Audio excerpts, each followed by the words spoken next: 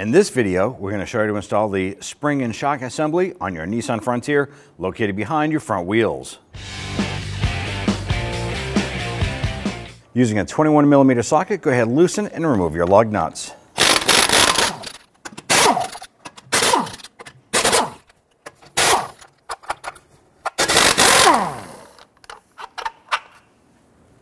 Go ahead and grab that wheel, remove it, and set it aside. Now with the wheel off, we can go ahead and see our shock unit right here, and it comes down. Lower control arm is right down here, and there's a 19mm bolt and nut on here securing the shock to the control arm. So we're going to use our socket, extension, and our impact gun, and then we're going to use a 19mm on the nut side. And let's go ahead and loosen this stuff.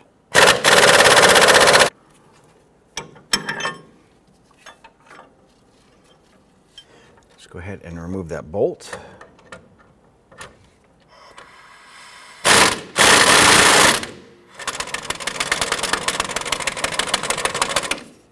Go ahead and use a punch here to knock that bolt out.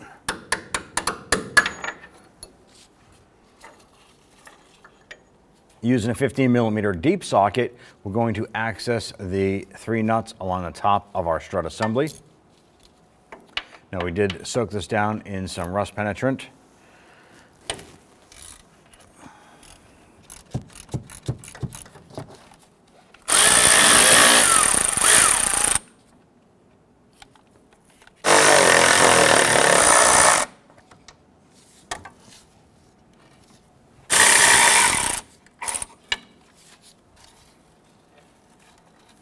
Now our shock base can't come out enough because our Sweber end link is in the way.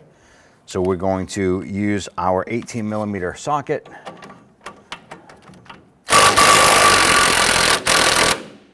If your base is spinning like ours, just go ahead and grab it with a pair of pliers.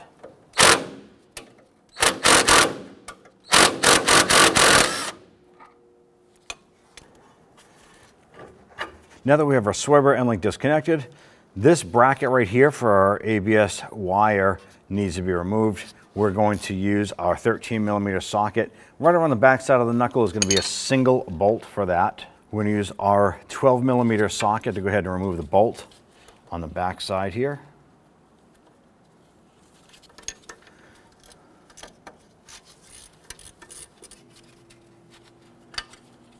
Go ahead and pop that bracket free. Set that off to the side. Go ahead and grab that assembly, pull that out and drop it down. Gotta wiggle that out. On the top of our shock assembly here, there are 3 studs. 2 of them are closer together than the third one. On this particular one, there's a little arrow here. This faces inboard to the frame of the vehicle. Let's go ahead and install this unit. Feed that up into place, and then push the shock into the lower control arm. With that set in place, we can now go ahead and install the 3 nuts on the top.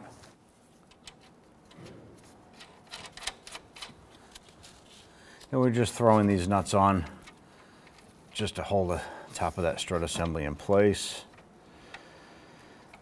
Before we tighten these down, we are going to install the lower horizontal bolt in that strut. Let's install our ABS wire bracket. Now there's a little tab on the top side right above the bolt hole. Now that we have the bracket in place, let's go ahead and get that bolt installed. Thread that in as far as you can by hand. Now we're just going to grab our ratchet and we're going to tighten that down by hand. You just want to make this snug. Once that bolt bottoms out, you got to give it a little bit more. Now if your ABS wire had popped out like ours did, be sure to put that back in like that. We want to go ahead and install our lower bolt here in our shock assembly. You can go ahead and put that bolt in, and it's not quite lining up with the hole in the shock. So we can go ahead and lift that control arm, get that to line up, and tap that bolt in. Once we get that bolt in, go ahead and get that nut started. I have to work that bolt back just a little bit so we can have clearance for that nut in there. Go ahead and work that sway bar end link around.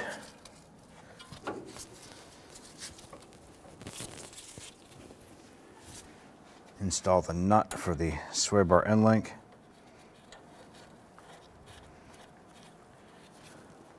And at this point, I'm going to go ahead and snug down that bolt for the end link.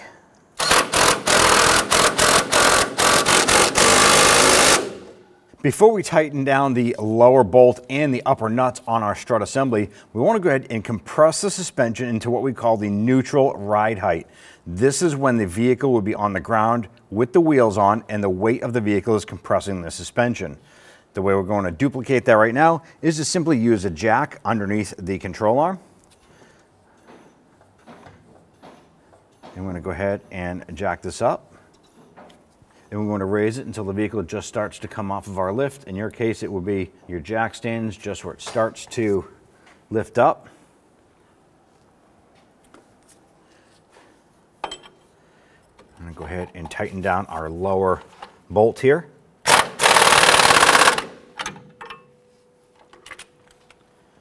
Once we're done with this lower bolt here, I want to go ahead and tighten up the 3 nuts on the top.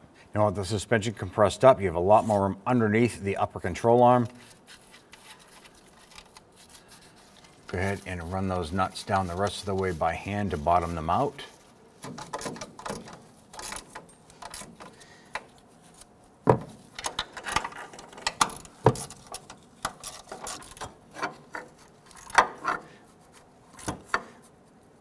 Now that we have those snug, let's go ahead and torque these down, and then we'll torque the lower shock bolt. Let's go ahead and torque down the 3 nuts on the top to 22 foot-pounds.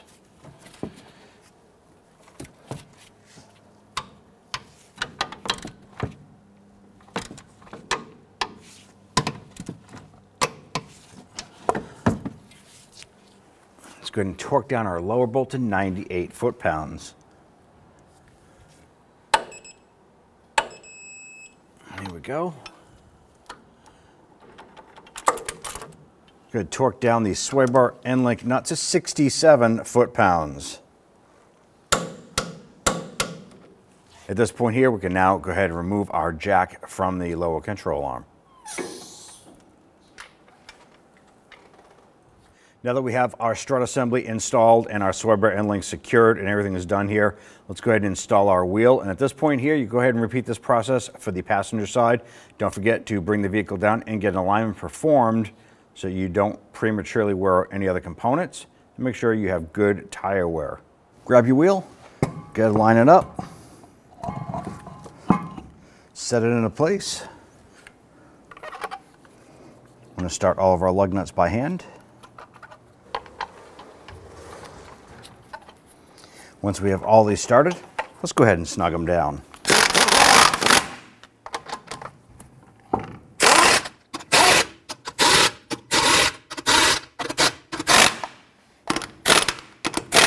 Let's go ahead and torque down our lug nuts to 98 foot-pounds. You want to do this in a crisscross pattern.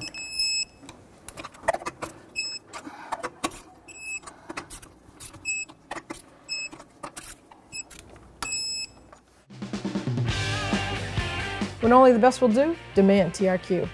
The only company that lets you view before you do. TRQ is committed to offering the highest quality aftermarket auto parts that are engineered for peace of mind. Thanks for using and viewing with TRQ.